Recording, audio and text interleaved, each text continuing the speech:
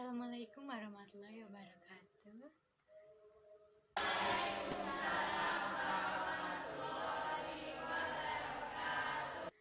Sebelum kita mulai pembelajaran hari ini, alangkah baiknya kita membaca doa terlebih dahulu ya. Ketua kelas tolong dipimpin untuk berdoa. Di tempat duduk siap, berdoa mulai.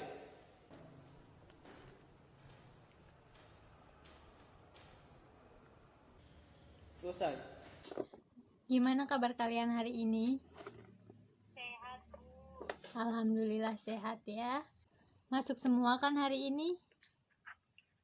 Masuk. Ibu absen terlebih dahulu ya. Terus Anas Urbaning Room. Tuti Karisma. Hadir Bu. Terus Rini Ani siapa ini? Ani Mariana. Hadir Bu. Dia Falan. Oke, hadir semua ya. Materi yang akan kita bahas kali ini yaitu mengenai bidang-bidang manajemen dan juga penerapan fungsi manajemen di dalam sekolah itu seperti apa. Sebelum kita membahas materi bidang-bidang manajemen dan penerapan fungsi manajemen di sekolah, Ibu akan mereview sedikit mengenai materi minggu lalu yaitu tentang manajemen. Coba Susi, apa yang dinamakan manajemen? Masih ingat kan materi minggu lalu mengenai manajemen? Proses kegiatan mengkoordinasi kerja supaya lebih efisien, Bu. Alhamdulillah masih ingat. Ibu akan menyempurnakan jawaban Susi mengenai apa itu manajemen. Jadi, manajemen mengacu pada proses mengkoordinasi dan mengintegrasi kegiatan-kegiatan kerja agar dapat diselesaikan secara efisien dan efektif dengan dan melalui orang lain.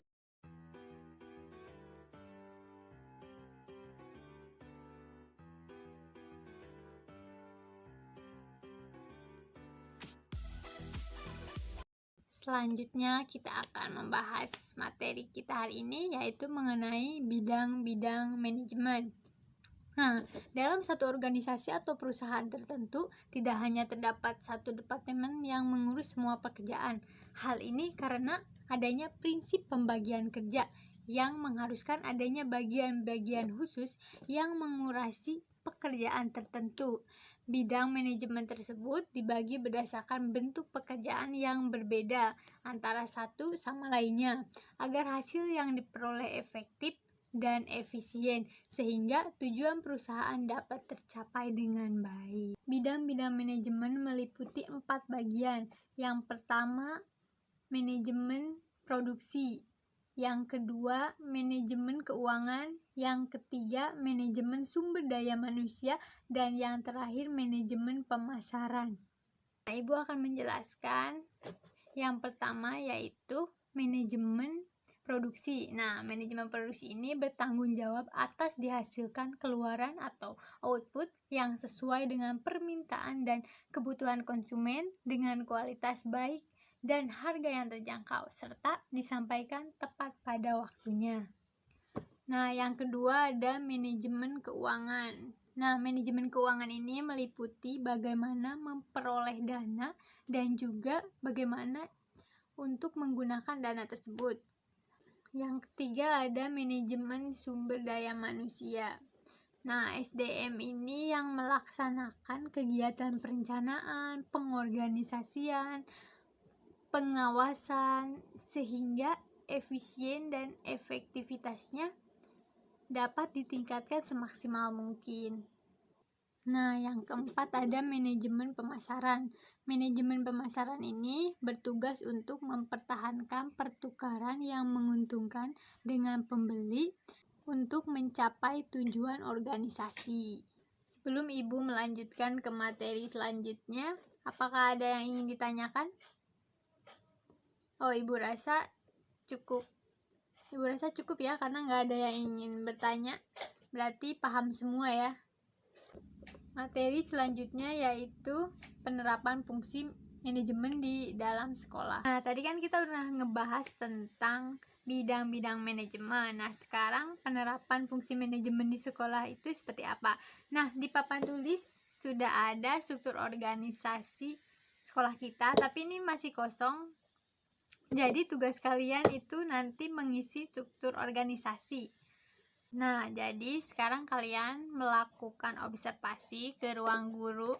Nah, nanti kan di ruang guru ada struktur organisasi di sekolah kita.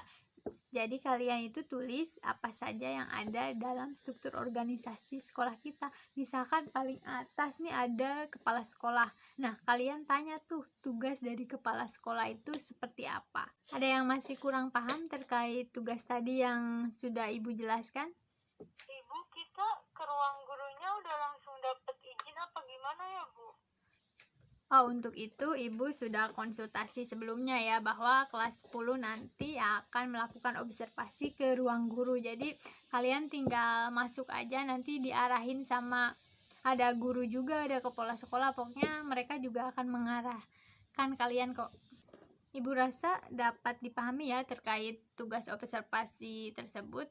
Nanti Ibu kasih waktu kalian 20 menit untuk mencari informasi tersebut. Nah, nanti kalian tanya tuh apa saja tugas-tugas dari struktur organisasi sekolah kita. Setelah kalian melakukan observasi, nanti langsung ke kelas ya. Nanti kita akan bahas bareng-bareng materi tersebut.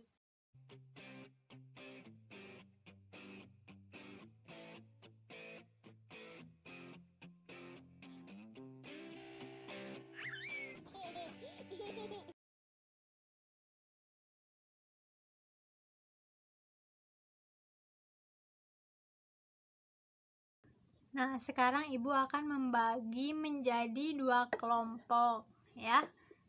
Sekarang coba berhitung dari sini. 1, 2. Nah, sekarang udah sama kelompoknya masing-masing ya, kelompok 1 dan kelompok 2. Nah, Ibu udah siapkan kartu-kartu. Nah, kelompok 1 ini akan kebagian bidang-bidang struktur organisasi. Nah, ini misalkan ada guru, ada kepala sekolah, ada tata usaha. Yang kelompok 2 Ibu udah siapkan kartu-kartu yang berisi tentang tugas-tugasnya. Nah, jadi tugas kalian sekarang yaitu mencari pasangan kalian. Nah, ini kan kelompok 1, ini kelompok 2. Nah, nanti kelompok 1 dan kelompok 2 itu akan bertemu mencari pasangannya masing-masing. Ibu kasih waktu 5 menit untuk berdiskusi mencari pasangan kalian. Oke, waktunya udah selesai. Nah, sekarang kalian tempelkan kartu-kartu tadi di papan tulis ya. Oh ya, nanti jawaban yang benar akan mendapatkan poin, masing-masing anak akan mendapatkan 5 poin. Oke, sekarang sudah keisi semuanya ya struktur organisasi sekolah. Yuk sekarang kita koreksi sama-sama. Yang pertama paling kiri ini ada komite sekolah. Tugasnya memberi masukan terhadap mutu sekolah ya, benar sekali. Terus yang kedua kepala sekolah. Tugasnya menjaga terlaksananya dan ketercapaian program kerja sekolah. Ya, benar sekali, ini si Sisil sama Susi ya. Terus yang ini sebelah sini tata usaha. Tugasnya mengelola keuangan dalam sekolah. Kita lanjut ke bawah. Ke sini dulu.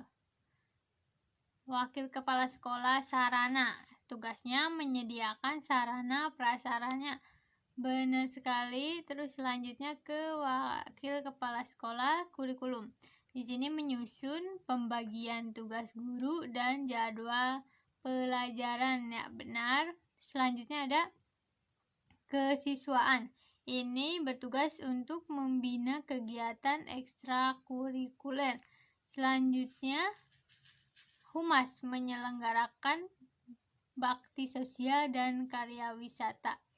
Lalu ada guru. Guru ini melakukan proses pembelajaran. Nah, kemudian ini siswa itu mengikuti proses pembelajaran. Ya, semuanya benar ya.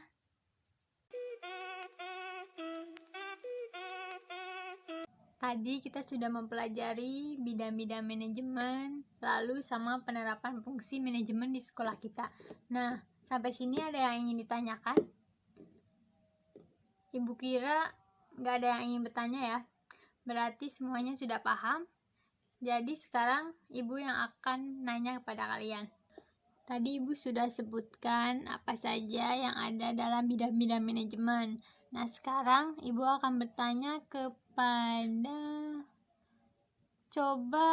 Susi.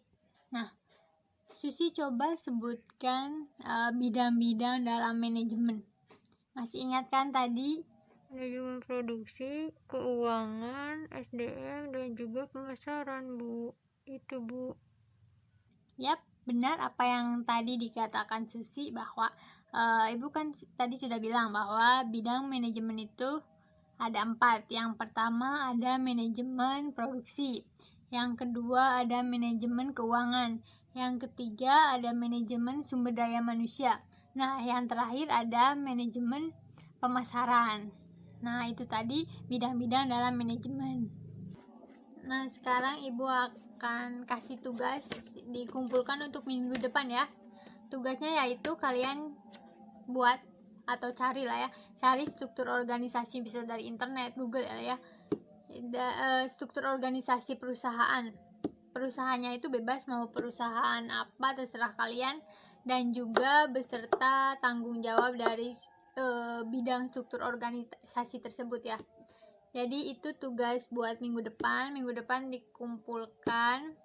Nah, kesimpulan hari ini mengenai bidang-bidang manajemen struktur organisasi. Nah, manajemen sendiri ini berfungsi untuk masa depan kita, atau bukan masa depan, malah dari sekarang juga berfungsi di kehidupan sehari-hari. Misalkan nih, kalau misalkan kalian lulus nanti, terus kalian mau buka usaha, taruhlah kecil-kecilan dulu lah ya. Nah, nanti kalian tuh sudah tahu bagaimana cara untuk perencanaannya, bagaimana cara merencanakan sebuah usaha, lalu bagaimana cara mengkoordinasikan, terus bagaimana cara membagi-bagikan bidang manajemen itu, jadi sehingga membentuk sehingga perusahaan kalian itu lancar dengan target yang memuaskan. Nah, materi hari ini ibu cukupkan sampai di sini. Oh iya, jangan lupa minggu depan ya tugasnya dikumpulkan, dan juga materi untuk minggu depan yaitu mengenai koperasi. Nah, nanti kalian bisa baca-baca dulu ya koperasi itu seperti apa. Nanti supaya minggu depan kalian sudah tahu apa itu koperasi ya. Cukup sekian materi kali ini. Wassalamualaikum warahmatullahi wabarakatuh.